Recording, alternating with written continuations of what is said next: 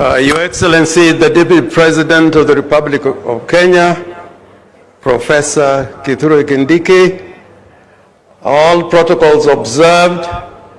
I think I'm coming at the tail end. I'm feeling like a hungry man with a loaf of bread and you're told to eat it in 30 seconds. I'll not attempt to do that. First, I want to note that CI has a lot to offer, and next month we are going to have an investment conference similar to this one in CI. I hope some of the partners here, whom we have also talked to, are not going to be fatigued and give up on CI. If we can talk about everything about resources, I think in CI we can talk about many resources in CI. But the most important resource is human resource in all its portfolio.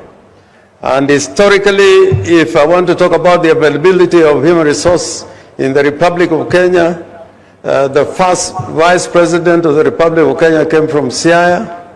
The first barrister came from Siaya, trained in the Inns of Court in England. The first group of professors in the country who are lecturing in Makerere and abroad came from Siaya, and recently we lost Professor Bethel Ogot, and I hope I'll carry your condolences and sympathies to the family of Professor Ogot. Now, I just want to note as a preamble that I'm very happy about some intervention the national government has undertaken together with the county, and I like the integrated approach. Like recently we had a multi-ministerial delegation from Interior, from MITI, that's the investment ministry, from roads and communications. We had people from Kenya Shipyard talking about investing in the same place so that it is done in a planned manner. And that is about the port of we are trying to build in Usenge. But more relevant to what we are discussing today, I wanted to say this. I think, having listened particularly to what Senior Oparanya said, we should, in an investment conference, address the issue why we are not attracting as many investors as we wish. And investment conferences have taken place. When I was first elected in Parliament, we had an investment conference for Nyanza, presided over by Jaramogi Oginga Odinga. So it has been an ongoing conversation. One of the things that we learned when we had recently the investment conference hosted by Governor Nyong'o and sponsored by the Afrexim Bank. And we were talking about how investors can come directly to counties. And we found out there were so many roadblocks to an investor who wants, let's say, come to Siaya. We need to look at the legal framework to make sure that an investor who wants to invest in a county like Siaya can come there directly without legal hurdles. And I want to give a practical example of this. I was in a conference in Cairo where we were talking about urban and municipal development. And many delegations were going to Afrexim Bank signing deals. But we were busy at the conference talking about what we must do. And when we addressed the issue why that was happening, they said we should address the legal framework that makes it possible for investors to come directly to counties. For example, if you wanted to go into a private-public partnership under the current framework, you cannot succeed in 5 years. You cannot succeed in 5 years. And it has not been done. The counties that have tried have not succeeded.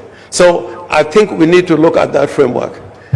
The other thing, whereas the Constitution gives a framework of sharing revenue, if you look at the revenue that is allocated to national government, and I'm glad to talk about this because I think there is acceptance of that fact, that if you look for roads, for example, you find that one county in a particular area is given more money for tarmac roads, more than, let's say, the entire of Nyanza. With that type of situation, it will be very hard for this region to move ahead. The national government should do a checkup and find out, are counties getting or regions getting equitable amounts of monies spent by national government in infrastructure and the rest. And lastly, I want to say this. If people feel good about what is happening, they don't need to be persuaded. They don't need to be persuaded. When Kibaki took over, in the first 6 months, there was a feel-good factor.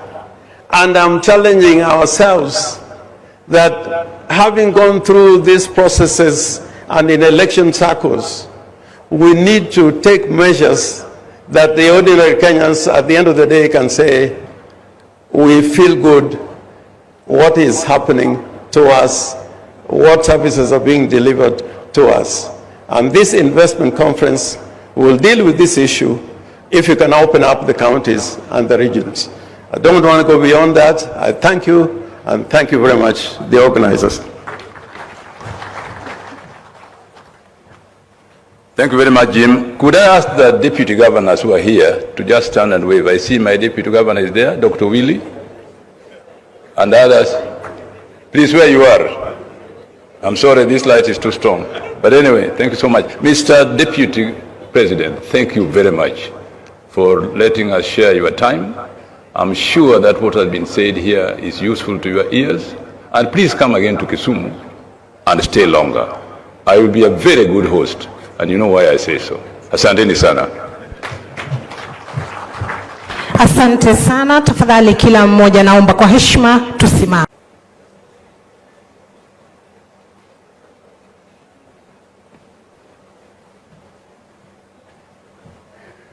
Your Excellency, the Deputy President of the Republic of Kenya, Professor Kithure Kindiki, all protocols observed. I think I'm coming at the tail end. I'm feeling like a hungry man with a loaf of bread and you're told to eat it in 30 seconds. I'll not attempt to do that. First, I